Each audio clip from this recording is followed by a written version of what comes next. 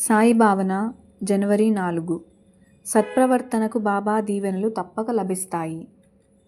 భగవంతుని శాశ్వతమైన సన్నిధి చేరటమే మానవ జన్మకు అత్యద్భుతమైన బహుమానం. దానిని పొందగల భాగ్యశాలురు ఎంతమంది? అందుకోసం కొందరు స్వార్థరహితంగా సేవ చేస్తారు, కొందరు ఎన్నో త్యాగాలు చేస్తారు, మరికొందరు తమకున్నదంతా దానధర్మాలు చేస్తారు. వారిలో కొంతమందికి మాత్రమే గుర్తింపు, కీర్తి ప్రతిష్టలు, బహుమానాలు, సన్మానాలు లభిస్తాయి.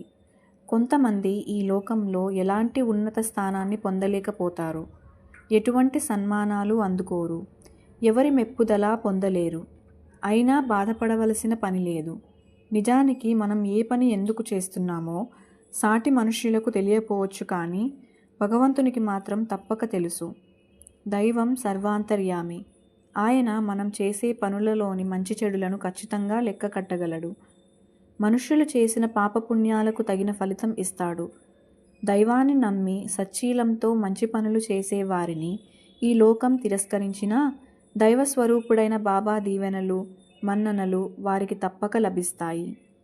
మంచితనం నటించి లోకంలో గొప్ప పేరు తెచ్చుకోవచ్చు, కానీ సర్వాంతర్యామి అయిన సాయినాథుని అనుగ్రహం సంపాదించడం మాత్రం జరగదు. గొప్ప కోసం ఆడంబరపు పనులు చేయక మానవతతో భగవంతుని ఆజ్ఞానుసారం జీవిస్తూ సమాజ సేవ చేసే వారి బాబాకు చేరువవుతారు. బాబాను నమ్మి జీవించిన వారు తప్పక బాబా సన్నిధి చేరుకుంటారు.